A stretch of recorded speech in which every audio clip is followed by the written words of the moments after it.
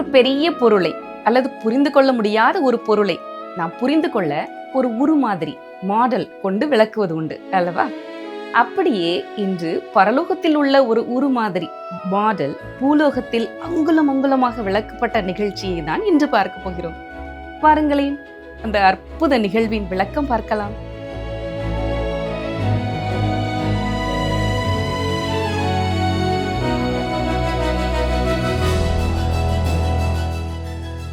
நேற்றும் இன்றும் என்றும் மாறாத ஜீவனுள்ள தேவனாய கர்த்தரின் வல்லமையுள்ள நாமத்தினாலே உங்களை அன்போடு வாழ்த்துகிறோம். கர்த்தர் நல்லவர், கர்த்தர் சர்வ வல்லமை உள்ளவர், உங்களுக்கும் அவர் போதுமானவர். இந்த ஊடகத்தின் மூலமாய் இந்த நாட்களிலே யாத்திராகம புத்தகத்தை நாம் கற்று வருகிறோம். யாத்திராகம புத்தகம் 25 முதல் 30 வரையிலான அதிகாரங்களிலே தேவன் இஸ்ரவேலருக்கு ஆசரிப்பு கூடாரத்தின் வரைபடத்தையும் தலைமை ஆசாரியன் அல்லது பிரதான ஆசாரியனுடைய ஆடைகளுக்கான மாதிரியும் கொடுக்கிறார். அடுத்து ஆசரிப்பு கூடாரம் கட்டப்பட்டு எழுப்பப்பட்டதையும் அது கர்த்தருடைய மகிமையால் நிரப்பப்பட்டதையும் பார்க்கிறோம். மனிதன் தேவனை அணுகும் இடமாக அது இருந்ததால் ஆசரிப்பு கூடாரம் இஸ்ரவேலர்களின் வாழ்க்கைக்கு மையமாக அமைய வேண்டியதாய் இருந்தது. இன்று யாத்திராகமம் 25ஆம் அதிகாரம் 1 முதல் 22 வசனங்களை கற்றுக்கொள்வோம். ஆசரிப்பு கூடாரத்திற்கு பயன்படுத்தப்பட வேண்டிய பொருட்கள், உடன்படிக்கை பெட்டியை செய்வதற்கான வழிமுறைகள் குறித்து இந்த வேத பகுதி நமக்கு கற்றுக் கொடுக்கிறது. யாத்திராகமம் 25ஆம் அதிகாரம் முதல் 2 வசனங்களை பாருங்கள். கர்த்தர் மோசேயை நோக்கி, இஸ்ரவேல் புத்திரர் எனக்கு காணிக்கையை கொண்டு வரும்படி அவர்களுக்கு சொல்லு.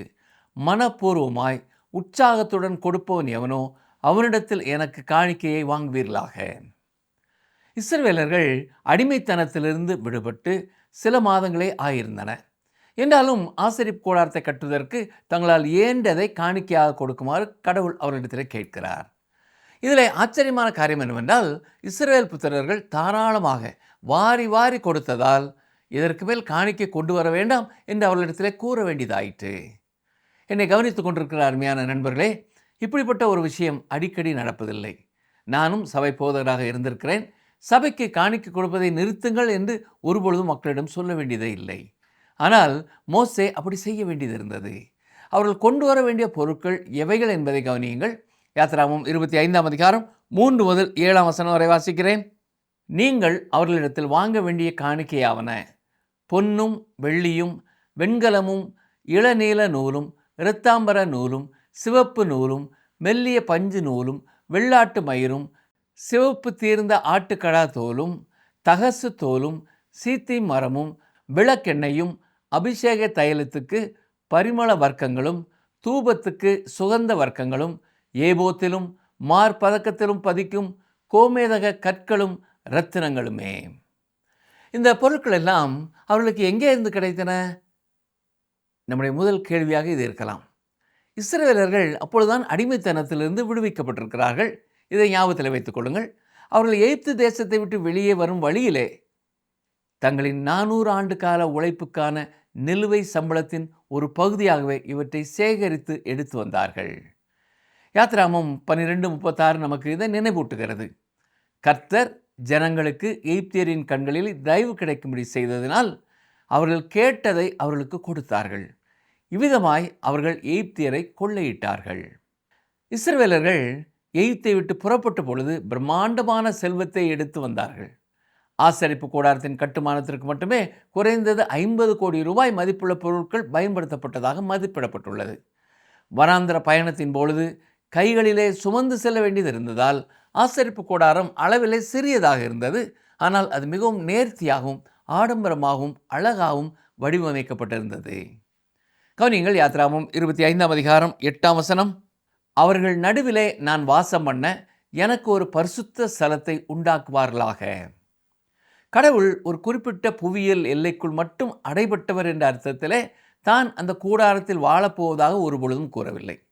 ஆனால் அவர் கேருபீன்களுக்கு மத்தியிலே, அதாவது தேவதூதர்களுக்கு மத்தியிலே வாசம் செய்வேன் என்று தான் கூறினார். 1 சாமுவேல் 4ஆம் அதிகாரம் 4ஆம் வசனம், 2 சாமுவேல் 6ஆம் அதிகாரம் 2ஆம் வசனம், 2 ராஜாக்கள் 19ஆம் அதிகாரம் 15ஆம் வசனம் மற்றும் ஏசாயா 37:16 ஆகிய அனைத்து பகுதிகளும் இந்த உண்மைக்கு சாட்சி அளிக்கின்றன. இஸ்ரவேல் என்பது கடவுளால் ஆளப்பட்ட ஒரு நாடு. யெகோவாவே அதன் ராஜாவாக இருந்தார். இஸ்ரவேலர்கள் கடவுளால் ஆளப்பட வேண்டியவர்கள். அவருடைய சிம்மாசனம் கேருபீன்களுக்கு மத்தியிலே இருந்தது. அங்குதான் மனிதன் கடவுளை சந்தித்தான். கடவுள் மனித கைகளால் கட்டப்பட்ட ஒரு கட்டிடத்திலே வாழ்கிறார் என்று இன்று நிலவும் கருத்து உண்மை அல்ல. அது ஒரு அந்நிய வழிபாட்டு எண்ணம். சிலர் தேவாலய கட்டிடத்தை கடவுளின் வீடு என்று அழைக்கிறார்கள். அது கடவுளின் வீடு அல்ல.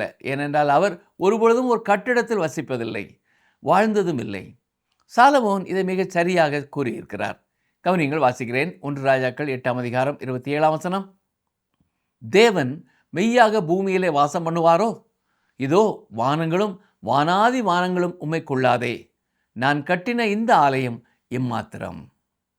அந்த ஆசரிப்பு கூடாரம் மனிதன் கடவுளை சந்திக்கும் இடமாக இருக்க வேண்டியதிருந்தது.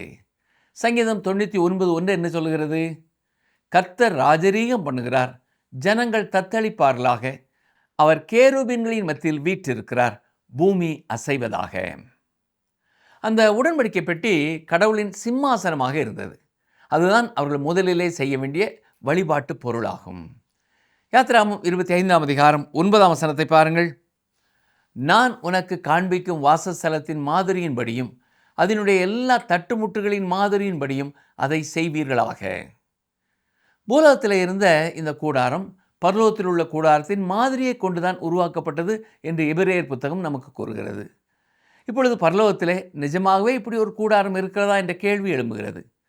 கடவுள் இருப்பதாக கூறுவதால் அது நிஜமாகவே இருக்கிறது என்ற கருத்தை நான் ஆதரிக்கிறேன். இதை நான் அப்படியே நேரடி அர்த்தத்தில் எடுத்துக்கொள்கிறேன். கடவுள் வேறு எதையாவது சொல்ல நினைத்திருந்தால் அதையும் அவர் தெளிவாக விளக்கியிருப்பார் இல்லையா? எபிரேயர் 8ஆம் அதிகாரம் 5ஆம் வசனம் என்ன சொல்கிறது? இவர்கள் செய்யும் ஆராதனை பரலோகத்தில் உள்ளவைகளின் சாயலுக்கும் நிழலுக்கும் ஒத்திருக்கிறது. அப்படியே மோசே கூடாரத்தை உண்டு பண்ண போகையில் மலையிலே உனக்கு காண்பிக்கப்பட்ட மாதிரியின்படியே நீ எல்லாவற்றையும் செய்ய எச்சரிக்கையாயிரு என்று தேவன் அவனுக்கு கட்டளையிட்டார். மேலும் எபிரேயர் 9ஆம் அதிகாரம் 23, 24ஆம் வசனங்களையும் கவனியுங்கள். ஆதலால் பரலோகத்தில் உள்ளவைகளுக்கு சாயலானவைகள் இப்படிப்பட்ட பலிகளினாலே சுத்திகரிக்கப்பட வேண்டியதாக இருந்தது. பரலோகத்தில் உள்ளவைகளோ இவைகளிலும் சேஷித்த பலிகளாலே சுத்திகரிக்கப்பட வேண்டியதாமே. அந்தபடி மெய்யான பரிசுத்த ஸ்தலத்துக்கு அடையாளமான கையினால் செய்யப்பட்டதாயிருக்கிற பரிசுத்த ஸ்தலத்திலே கிறிஸ்துவானவர் பிரவேசியாமல் பரலோகத்திலே தானே இப்பொழுது நமக்காக தேவனுடைய சமூகத்தில் பிரத்யட்சமாகும்படி பிரவேசித்திருக்கிறார். தொடர்ந்து கர்த்தர் மோசேக்கு உடன்படிக்கை பெட்டியை செய்வதற்கான வழிமுறைகளை சொல்கிறார். ஆசரிப்பு கூடாரத்தை சுற்றி மூடியிருந்த பகுதியே வெளிப்பிரகாரமாகும். இது 100 முழ நீளமும் 50 முழ அகலமும் கொண்டது. முழம் என்றால் என்ன? முழம் என்பது ஒரு மனிதனின் நடுவிரல் நுனியிலிருந்து முழங்கை வரை உள்ள நீளத்தை அடிப்படையாக கொண்ட ஒரு அளவீடாகும். உங்கள் கையை நீங்கள் அளந்து பார்த்தால் அது சுமார் 18 அங்குலம் இருக்கும்.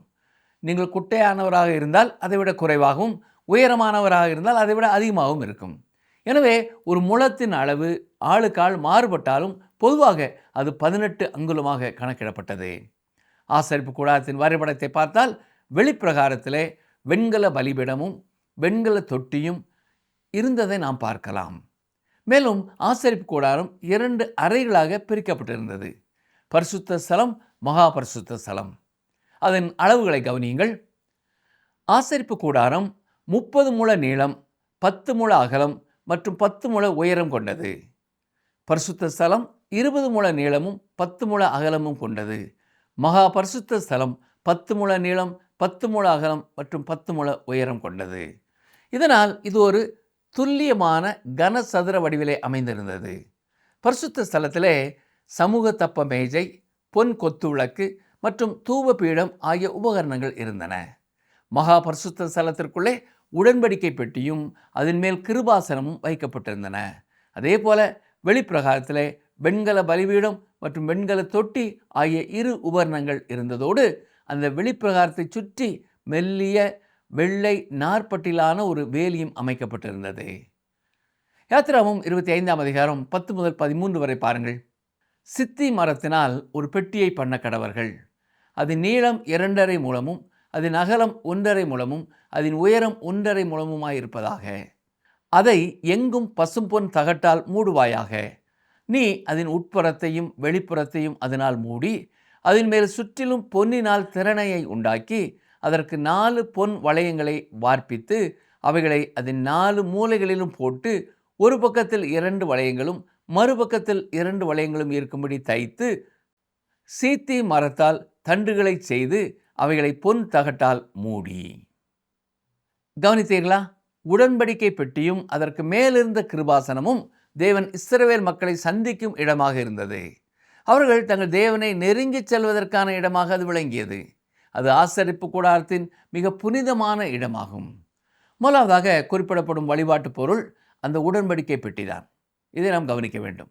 நாம் இதை தேவனுடைய பார்வையிலே, அதாவது உட்புறத்திலிருந்து வெளிப்புறமாக பார்க்கிறோம். தேவனுடைய பிரசன்னம் தங்கியிருந்த மகா பரிசுத்த ஸ்தலத்திற்குள்ளே அந்த உடன்படிக்கை பெட்டி இருந்தது. ஒருவேளை நாம் மனிதனுடைய பார்வையிலிருந்து இதை பார்ப்பதாக இருந்தால், முதலிலே வழிபாட்டு கூடாரத்தின் வாசலுக்கும் அதன் பிறகு வெண்கல பலிபீடத்திற்கும் அதன் பிறகு கழுவும் தொட்டிக்கும் வந்திருப்போம். இஸ்ரவேல் மக்கள் வனாந்தரத்தின் வழியாக பயணம் செய்யும் பொழுது இந்த வழிபாட்டு கூடாரத்தை எளிதாக சுமந்து செல்லும் வகையிலே அது வடிவமைக்கப்பட்டிருந்தது. அவர்கள் ஒரு இடத்திலே முகாம் அமைத்து தங்கும் பொழுது அது ஒன்று சேர்க்கப்படும். வேறு இடத்திற்கு புறப்படும் பொழுது அது பிரிக்கப்படும். வனாந்தரம் வழியாக எளிதாக சுமந்து செல்வதற்காக கூடாரத்தில் இருந்த ஒவ்வொரு வழிபாட்டு பொருளிலும் வளையங்களும் அவற்றை மாற்றி தூக்குவதற்கான கம்புகளும் பொருத்தப்பட்டிருந்தன. உடன்படிக்கை பெட்டியின் மூடியாக இருந்த அந்த கிருபாசனம் ஒரு தனி வழிபாட்டு பொருளாகவே கருதப்பட்டது. யாத்ராகமம் 25ஆம் அதிகாரம் 17 முதல் 19 வசனங்களை பாருங்கள். பசும் பொன்னினாலே கிருபாசனத்தை பண்ணுவாயாக. அது 2½ முழ நீளமும் 1½ முழ அகலமுமாய் இருக்க கடவது. பொன்னினால் 2 கேருபீன்களை செய்வாயாக. பொன்னை தகடாய் அடித்து அவைகளை செய்து கிருபாசனத்தின் 2 ஓரங்களிலும் வைப்பாயாக. ஒரு புறத்து ஓரத்தில் ஒரு கேருபீனையும் மறுபுறத்து ஓரத்தில் மற்ற கேருபீனையும் பண்ணிவை. அந்த கேருபீன்கள் கிருபாசனத்தின் 2 ஓரங்களிலும் அதனோட ஏக வேலையாயிருக்கும்படி அவைகளை பண்ண கடவாய். தொடர்ந்து இப்பொழுது கர்த்தர் என்ன சொல்கிறார் கவனியுங்கள். 20ஆம் வசனம். அந்த கேருபீன்கள் தங்கள் செட்டைகளை உயர விரித்து தங்கள் செட்டைகளால் கிருபாசனத்தை மூடுகிறவைகளும் ஒன்றுக்கொன்று எதிர்முகம் உள்ளவைகளுமாய் இருக்க கடவது. கேருபீன்களின் முகங்கள் கிருபாசனத்தை நோக்குகிறவைகளாய் இருப்பதாக. கேருபீன்கள் கீழே இருந்த கிருபாசனத்தை குனிந்து பார்த்த வண்ணமாய் இருந்தன. யாத்ராகமம் 25ஆம் அதிகாரம் 21, 22ஆம் வசனங்களை பாருங்கள். கிருபாசனத்தை பெட்டியின் மீதில் வைத்து பெட்டிக்குள்ளே நான் உனக்கு கொடுக்கும் சாட்சி பிரமாணத்தை வைப்பாயாக. அங்கே நான் உன்னை சந்திப்பேன். கிருபாசனத்தின் மீதிலும் சாட்சி பெட்டியின் மேல் நிற்கும் 2 கேருபீன்களின் நடுவிலும் இருந்து நான் இஸ்ரவேல் புத்திரருக்காக உனக்கு கற்பிக்கப் போகிறவைகளை எல்லாம் உன்னோடே சொல்லுவேன். அந்த உடன்படிக்கை பெட்டியானது உட்புறமும் வெளிப்புறமும் தங்கத்தால் மூடப்பட்டிருந்த ஒரு பெட்டியாகும். இது சீத்தி மரத்தினாலே செய்யப்பட்டது. இந்த மரம் எளிதிலே அழியாதது. மேலும் இது செம்மரத்தை போன்றது. இது இயேசு கிறிஸ்துவின் தெய்வீக தன்மைக்கும் அவருடைய மனித தன்மைக்கும் ஒரு மிகச் சிறந்த அடையாளமாக இருந்தது. இயேசு கிறிஸ்து ஒரே நேரத்திலே தேவனாகவும் மனிதனாகவும் இருந்தார். அவருடைய தெய்வீகம் தங்கத்தாலும் அவருடைய மனித தன்மை அந்த மரத்தாலும் குறிக்கப்பட்டது.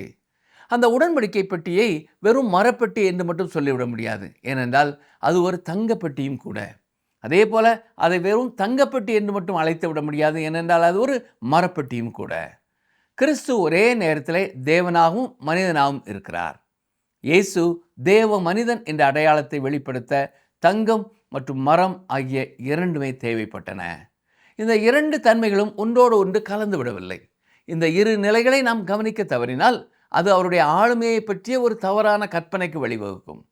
வேதாந்தத்திலே கிறிஸ்து தேவ மனிதனாக இருக்கிறார் என்ற இந்த 2 தன்மை இணைப்பு கோட்பாட்டை போல அளவிட முடியாத மர்மங்கள் நிறைந்ததும் மனித விளக்கங்களுக்கு அப்பாற்பட்டதுமான கோட்பாடு வேறு எதுவும் இல்லை என்று சொல்லலாம்.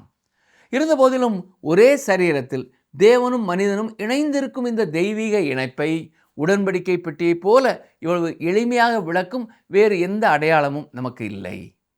வெறும் மரத்தாலும் தங்கத்தாலும் செய்யப்பட்ட ஒரு சாதாரண பெட்டி மனித அறிவுக்கு எட்டாத ஆழமான விஷயங்களை பேசுகிறது. மெய்யாகவே ஞானிகளை வெட்கப்படுத்தும்படி தேவன் உலகத்திலே எளிமையானவைகளையே தெரிந்தெடுக்கிறார். மனிதனால் எவ்வளவு புரிந்து கொள்ள முடியுமோ அந்த அளவிற்கு கர்த்தராகிய இயேசு கிறிஸ்துவின் மகிமையான ஆளுமையின் ஆராய முடியாத மர்மம் நிறைந்த முழு கதையையும் இந்த ஒரு சாதாரண பெட்டி நமக்கு தெளிவுபடுத்துகிறது. அந்த உடன்படிக்கை பெட்டியானது உட்புறமும் வெளிப்புறமும் தங்கத்தால் மூடப்பட்டிருக்கிறது. கொலோசியர் 2 அதிகாரம் 9 என்ன சொல்கிறது? ஏனென்றால் தேவத்துவத்தின் பரிபூரணம் எல்லாம் சரீர பிரகாரமாக அவருக்குள் வாசமாயிருக்கிறது. இயேசு கிறிஸ்து என்பவர் வெறும் ஒரு மந்திரவாதியோ அல்லது அற்புதம் செய்பவரோ மட்டுமல்ல, அல்லது கடவுளை பற்றிய அதிக விழிப்புணர்வு கொண்ட ஒரு சாதாரண மனிதரும் அல்ல. அவர் தேவனாகவே இருந்தார். அவர் தேவனாகவே பேசினார். அவர் தன்னை தேவனுக்கு நிகரான இடத்திலே வைத்தார். யோவான் 14 இயேசு என்ன சொன்னார்? உங்கள் இருதயம் கலங்காதிருப்பதாக, தேவனிடத்தில் விசுவாசமாயிருங்கள், என்னிடத்திலும் விசுவாசமாயிருங்கள். மேலும் வசனம் 9, பிலிப்புவே, இவ்வளவு காலம் நான் உங்களுடனே கூட இருந்தும் நீ என்னை அறியவில்லையா? என்னை கண்டவன் பிதாவை கண்டான் என்றார். ஆம், அவர் தேவனாகவே இருந்தார். அவர் முழுமையான மனிதராகவும் இருந்தார். அவர் களைப்படைந்தார் என்று வேதம் சொல்லுகிறது. ஒரு நாள் நண்பகல் வெயிலிலே சமாரியாவிலே உள்ள ஒரு கிணற்றண்டையிலே ஓய்வு எடுப்பதற்காக உட்கார்ந்தார். அது மட்டுமல்ல, அவர் தூங்கினார், சாப்பிட்டார், குடித்தார், சிரித்தார், அழுதார். இது எல்லாவற்றிற்கும் மேலாக அவர் துன்பப்பட்டு இறந்து போனார். இவை எல்லாமே மனித இயல்புகளாகும். உடன்படிக்கை பெட்டியை செய்ய தங்கமும் மரமும் ஆகிய இரண்டுமே தேவைப்பட்டன. ஆனால் அவை ஒன்றுடன் ஒன்று கலக்கவில்லை. ஒன்றின் தனித்துவம் மற்றொன்றில் மறைந்து போகவும் இல்லை. கிறிஸ்து இறைவனாகவும் மனிதனாகவும் இருந்தார். ஆனால் அவரது இந்த இரு இயல்புகளும் ஒருபொழுதும் ஒன்றோடு ஒன்று கலந்து விடவில்லை. அவர் ஒரே நேரத்தில் இறைவனாகவும் மனிதனாகவும் செயல்படவில்லை. அவர் செய்தவை எல்லாமே முற்றிலும் மனிதனாகவோ அல்லது முற்றிலும் இறைவனாகவோ மட்டுமே இருந்தன. உடன்படிக்கை பெட்டி என்பது ஒரு வெற்று பெட்டி அல்ல.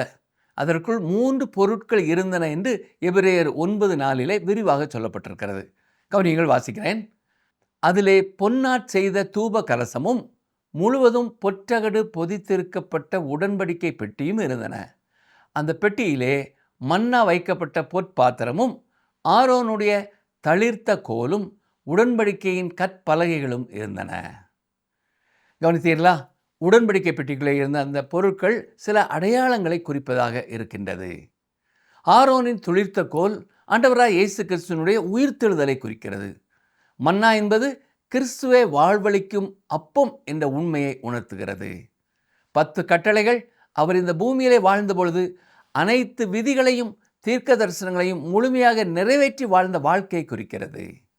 மேலும் உடன்படிக்கையின் கற்பலகைகள் கிறிஸ்துவின் ராஜாங்கத்தை பற்றி பேசுகின்றன. அவர் ஒரு அரசராக பிறந்தார், அரசராகவே வாழ்ந்தார், அரசராகவே இறந்தார். மேலும் அரசராகவே மரணத்திலிருந்து உயிர்த்தெழுந்தார். அவர் மீண்டும் இந்த பூமிக்கு அரசராகவே வர இருக்கிறார். இறைவனின் திட்டம் இன்று நனவாகி வருகிறது. அது கடந்த நித்திய காலம் முதல் கிறிஸ்து இந்த பூமியை ஆளப்போகும் காலம் வரை தொடர்ந்து பயணித்து கொண்டே இருக்கிறது. இந்த பூமிக்கு ஒரு ஆட்சியாளர் தேவை. மனிதனுக்கு ஒரு அரசர் தேவை. ஒரு நாள் அவர் ராஜாதி ராஜாவாகவும் கர்த்தாதி கர்த்தாவாகவும் மீண்டும் வர இருக்கிறார். அடுத்ததாக மன்னா இருந்த பொற்பாத்திரம். இது கிறிஸ்துவை ஒரு தீர்க்கதரிசியாக காட்டுகிறது.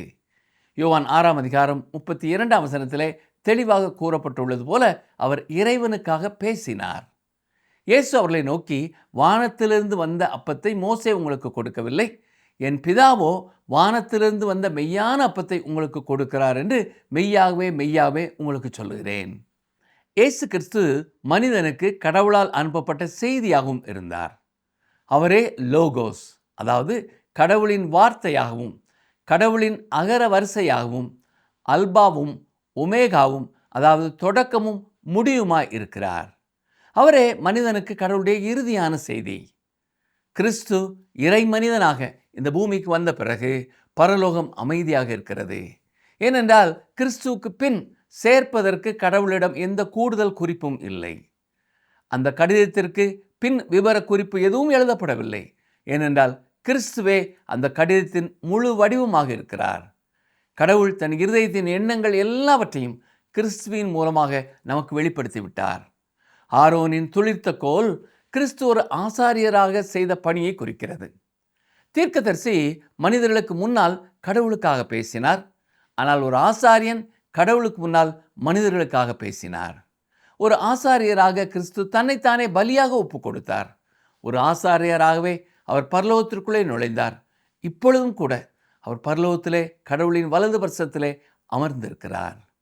இறை மனிதனான இயேசு கிறிஸ்து மரணத்திலிருந்து உயிர்த்தெழுப்பப்பட்டார். அவரே இன்று வரை உயிர்த்தெழுதலுக்குரிய ஒரே தனித்துவமான உதாரணமாக விளங்குகிறார். ஈஸ்டர் மலர்களோ அல்லது ஈஸ்டர் முட்டைகளோ உயிர்த்தெழுதலை பற்றி பேசுவதில்லை. ஆனால் ஆரோனின் துளிர்த்த கோல் அதை பற்றி பேசுகிறது.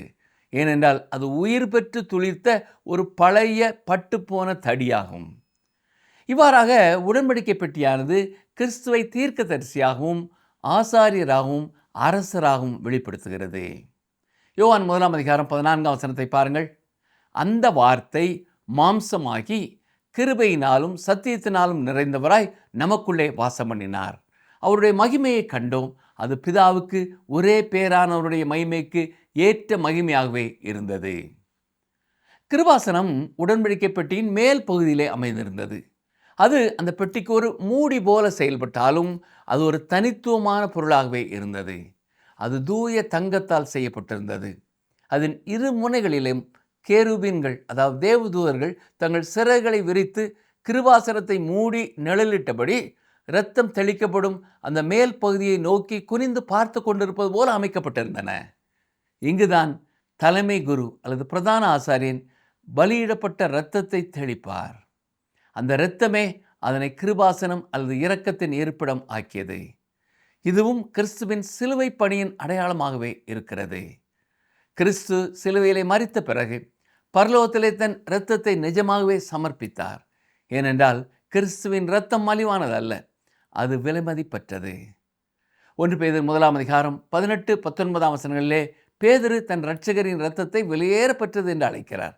கவனிங்கள், வாசிக்கிறேன். 1 பேதுரு 1:18-19 உங்கள் முன்னோர்களால் பாரம்பரியமாய் நீங்கள் அனுசரித்து வந்த வீணான நடத்தை நின்று அழிவுள்ள வஸ்துக்களாகிய வெள்ளியினாலும் பொன்னினாலும் மீட்கப்படாமல் குற்றமில்லாத மாசற்ற ஆட்டுக்குட்டியாகிய கிறிஸ்துவின் விலையேறப்பெற்ற இரத்தத்தினாலே மீட்கப்பட்டீர்கள் என்று அறிந்திருக்கிறீர்களே.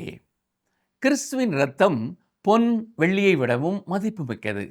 மனிதனுக்காக அவர் பூமியிலே சிந்திய இரத்தமே பரலோகத்தில் உள்ள எல்லாவற்றையும் விட மிக உயர்ந்த மதிப்பை உடையதாகும். அவர் பரலோகத்திற்குள்ளே நுழைந்த பொழுது தன் இரத்தத்தை சமர்ப்பித்தார். அதுவே இன்று இறைவனின் சிம்மாசனத்தை நமக்கான கிருபாசனமாக மாற்றியிருக்கிறது. நம்முடைய மகா பிரதான ஆசாரியராகிய இயேசு கிறிஸ்து நம்முடைய பாவங்களுக்காக தன் சொந்த இரத்தத்தையே பலியாக ஒப்பு கொடுத்தார். இந்த உண்மைகளின் அடிப்படையிலே நாம் இன்று கடவுளிடம் தைரியமாய் வர அழைக்கப்படுகிறோம். எபிரேயர் 4:14-16 பாருங்கள். வானங்களின் வழியாய் பரலோகத்திற்கு போன தேவகுமாரனாய இயேசு என்னும் மகா பிரதான ஆசாரியர் நமக்கு இருக்கிறபடியினால் நாம் பண்ணின அறிக்கையை உறுதியாய் பற்றி கொண்டிருக்க கடவோம். நம்முடைய பலவீனங்களை குறித்து பரிதபிக்கக்கூடாத பிரதான ஆசாரியர் நமக்கு இராமல் எல்லா விதத்திலும் நம்மை போல் சோதிக்கப்பட்டும் பாவமில்லாதவராயிருக்கிற பிரதான ஆசாரியரே நமக்கு இருக்கிறார். ஆதலால் நாம் இரக்கத்தை பெறவும் ஏற்ற சமயத்தில் சகாயம் செய்யும் கிருபையை அடையவும் தைரியமாய் கிருபாசன தண்டையிலே சேர கடவோம். நீங்களும் நானும் பரலோகத்திலே இருக்கும் நம்முடைய மகா பிரதான ஆசாரியரின் மூலமாகவே கடவுளை அணுகுகிறோம். அவர் கடவுளின் வலது பார்சத்திலே வீற்றிருக்கும் உயிருள்ள கிறிஸ்துவாக இருக்கிறார். அவர் மூலமாகவே நாம் இரக்கத்தையும் உதவியையும் பெற்றுக்கொள்கிறோம். இன்று பல விசுவாசிகள் இந்த பூமியிலே உள்ள போராட்டங்களை தனித்தே எதிர்கொள்ள முயற்சி செய்கிறார்கள். வாழ்க்கையின் சவால்களை தங்களின் சொந்த பலத்தால் சந்திக்க பார்க்கிறார்கள். அருமையான சகோதரனை, சகோதரியே, நீங்களும் நானும் அதை தனியாக செய்ய முடியாது. அதற்கு நமக்கு போதிய பலன் இல்லை. நமக்கு உதவி தேவை. ஆனால் கிறிஸ்து நமக்கு அளிக்கும் அந்த உதவியை நாம் பயன்படுத்திக் கொள்வதே இல்லை.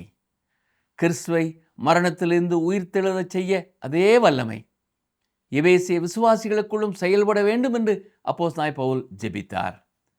எபேசியர் 1:19-20 இதை நாம் பார்க்கலாம். ஆனால் இன்றைய விசுவாசிகளிடம் அந்த வல்லமை செயல்படுவதை நாம் மிக குறைவாகவே பார்க்கிறோம். கடவுளின் வலது பக்கத்திலே நமக்காக ஒரு பிரதான ஆசாரியர் இருக்கிறார் என்பதால் நாம் விசுவாசத்தின் மூலம் அந்த வல்லமையை பற்றி கொள்ள வேண்டும். இந்த ஆசரிப்பு கூடாரத்தில் பணியாற்றிய பிரதான ஆசாரியன் மகா பரிசுத்த ஸ்தலத்திற்குள்ளே வேகமாக ஓடிச் சென்று கிருபாசனத்தின் மேல் இரத்தத்தை தெளித்துவிட்டு உடனடியாக வெளியே ஓடி வந்து விடுவார். ஆனால் நம்முடைய பிரதான ஆசாரியனாகிய கிறிஸ்துவோ தம்மையே பலியாக ஒப்பு கொடுத்த பிறகு இறைவனின் வலது பக்கத்திலே அமர்ந்திருக்கிறார். இன்று வரை நமக்காக அங்கேயே இருக்கிறார். நம்மை ரட்சிப்பதற்காக அவர் இந்த பூமியிலே மரித்தார். ரட்சிக்கப்பட்ட நம்மை தொடர்ந்து பாதுகாப்பதற்காகவே அவர் பரலோகத்திலே வாழ்ந்து கொண்டிருக்கிறார். எனவே நாம் அவரோடு எப்பொழுதும் தொடர்பில் இருக்க வேண்டும்.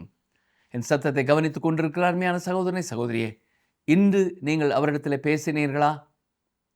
இப்பொழுது நாம் மகா பரிசுத்த ஸ்தலத்தில் இருக்கிற உடன்படிக்கை பெட்டி, கிருபாசனம் ஆகிய பொருட்களை பற்றி பார்த்துவிட்டோம். அடுத்ததாக இரண்டாவது அறையான பரிசுத்த ஸ்தலத்தில் இருக்கும் பொருட்களை பற்றி அடுத்த நிகழ்ச்சியில் நாம் விவரமாக படிப்போம். இந்த வேத ஆராய்ச்சி நிகழ்ச்சி இத்துடன் நிறைவு செய்கிறோம். கர்த்தருடைய கிருபை உங்களோடு, உங்கள் குடும்பத்தில் உள்ள ஒவ்வொருவரோடும் இன்றும் என்றும் தங்கியிருப்பதாக. ஆமென்.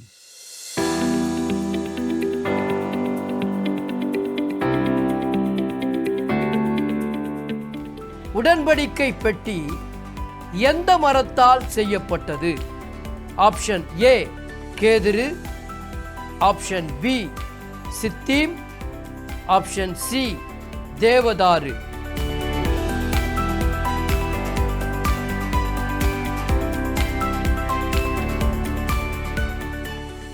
தனது விலையேறப்பெற்ற இரத்தத்தினால் இரட்சிப்பை சம்பாதித்து அதை விசுவாசிப்பவர்களோடு உடன்படிக்கை செய்யும் நம் அன்பின் ஆண்டவர் இந்த நாளின் நிகழ்ச்சி மூலம் உங்களோடு பேசியிருப்பார் என்று நம்புகிறோம் நேயர்களே. சர்வ உலகத்தையும் படைத்தவர் சிறிய மனித கைகளால் கட்டப்பட்ட ஒரு சிறு கட்டடத்தில் வாழ்வார் என்று நினைப்பது தவறல்லவா? அவர் விரும்புவது நம் இருதயத்தில் வந்து குடியிருப்பதை தான். ஆம், கற்களால் எழுப்பப்பட்ட ஆலயம் அல்ல, ஆவியால் எழுப்பப்பட்ட ஆலயம். உடன்படிக்கை பெட்டிக்கு அள்ளி அள்ளி கொடுத்த அதே கைகள்தான் கன்றுக்குட்டி செய்யவும் பொன் கொடுத்தது. நம்மை நாமே நிதானித்து சீர்படுத்திக் கொள்வோம் நேயர்களே.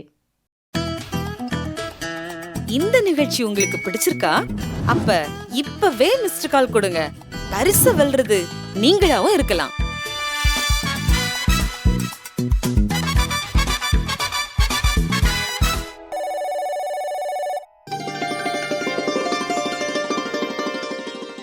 நான் உன்னை ஆசீர்வதிக்கவே ஆசீர்வதித்து உன் சந்ததியை வானத்து நட்சத்திரங்களைப் போலவும் கடற்கரை மணலைப் போலவும் பெருகவே பெருகப் பண்ணுவேன்.